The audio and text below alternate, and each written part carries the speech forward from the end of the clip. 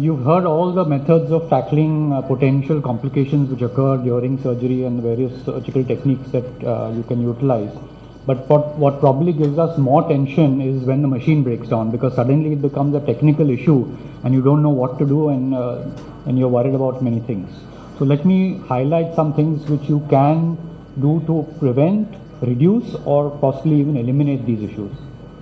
Now, as you can see, today's machines can do many things which have been covered in the previous lectures, and that also increases their complexity as well as the chances of one or the other thing breaking down and then giving you terrible trouble. For example, you may have reattached the retina after doing a complex PVR case, and suddenly you find that your silicone oil injection system is not working.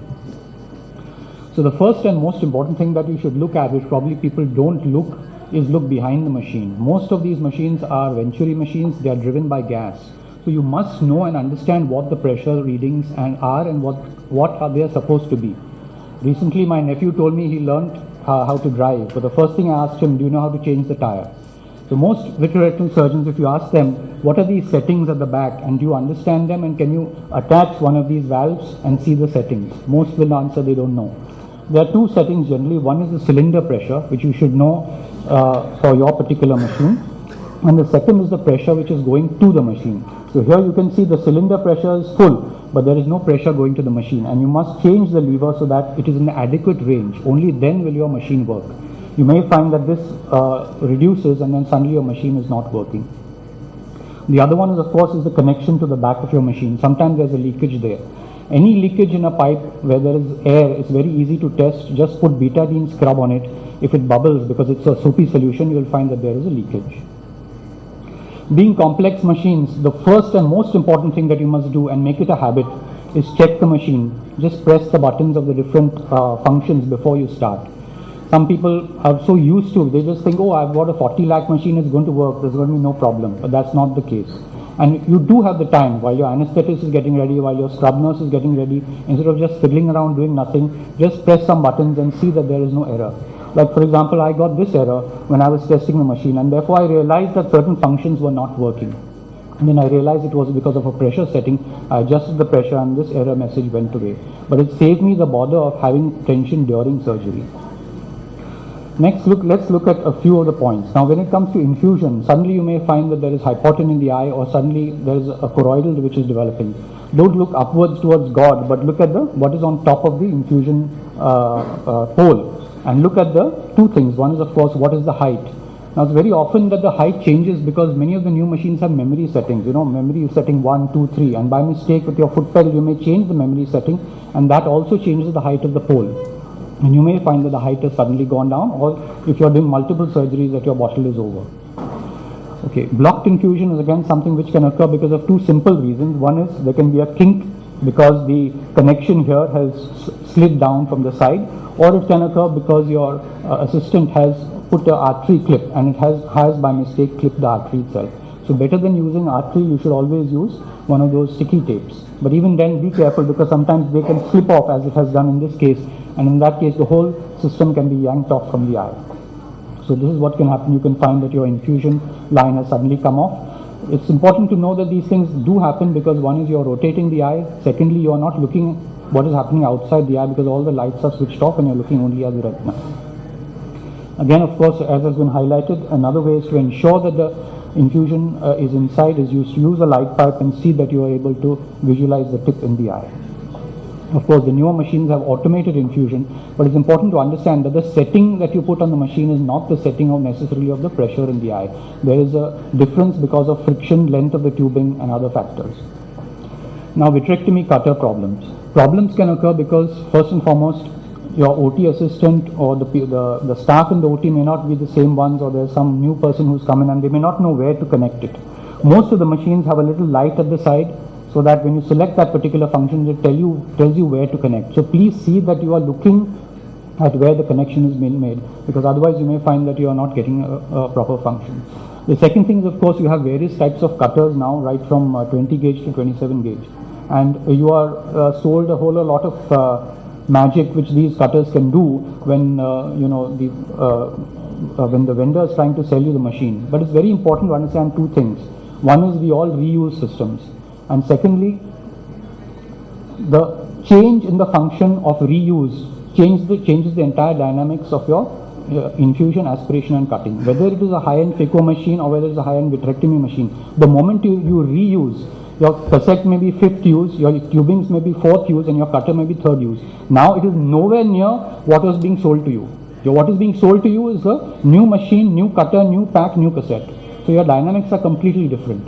If you're using a phaco tip which is 25th use, it is not going to give you the same cutting as when you're using 1st use. So there's a limit to which you can take these features which are being sold to you, especially if you reuse. Also, the size of the cutter port changes depending upon what size of what gauge you're using.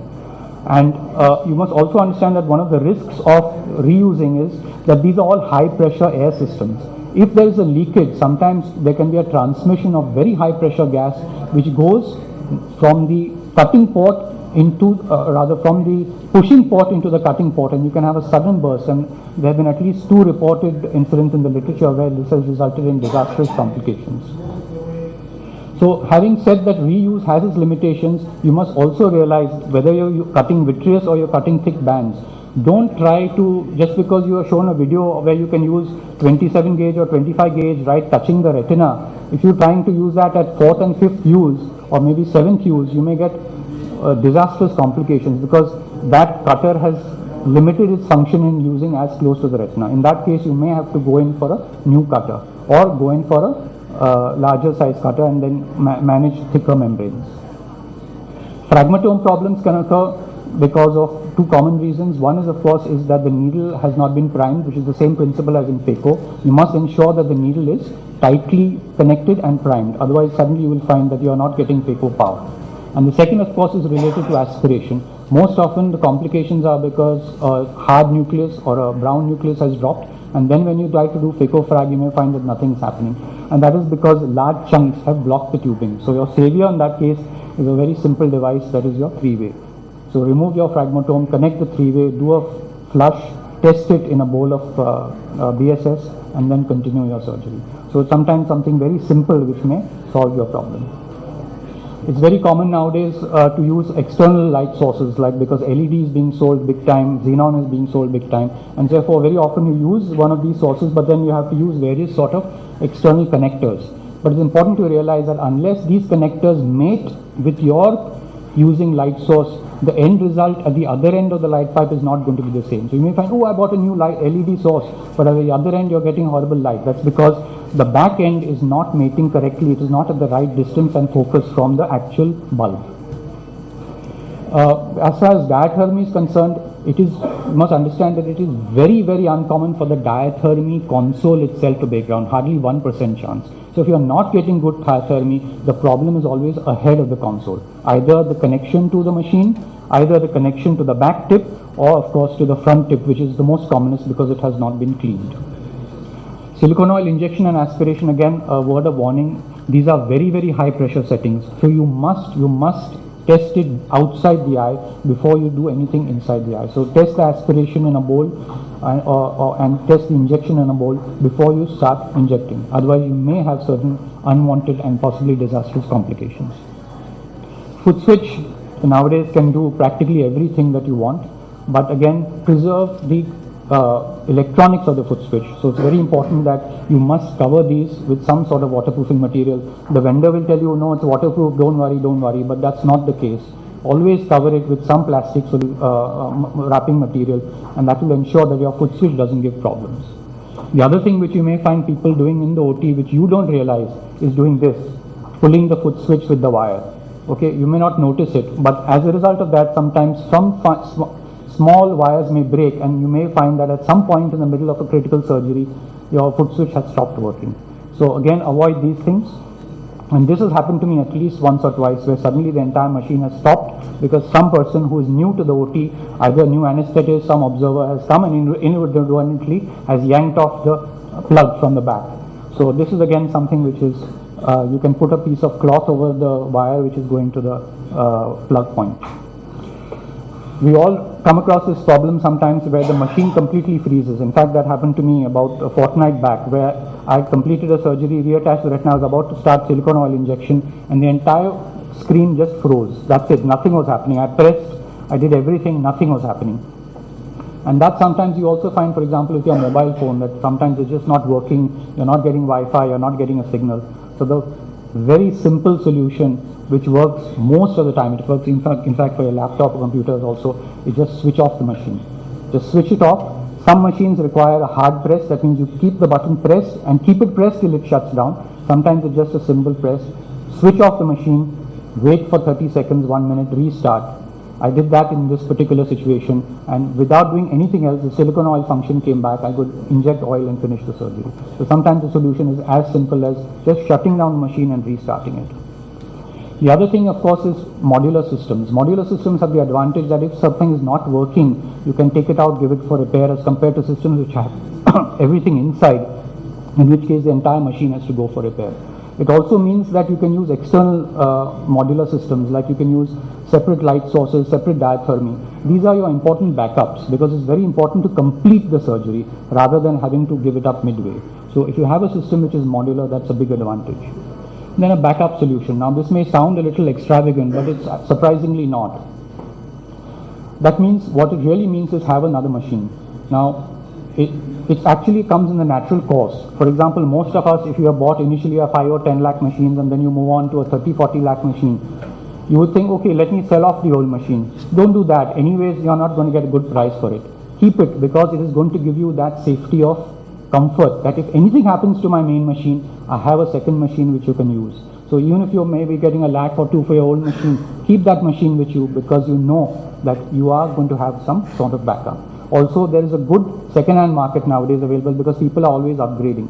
So you may not want to keep your old machine, but do keep a second-hand machine which is less expensive for you to buy. But it will give you that complete safety that if your main machine breaks down, you will always have another machine with which you can complete the surgery. Of course, the caveat to this is that you can't say that your backup machine is not used for the last 3 years and then suddenly take it out of the cupboard and try to use it. So at least maybe every 3 months or every 6 months, use it for a simple case. And that is your ultimate safety, because then if anything goes wrong, you always have a backup. Thank you.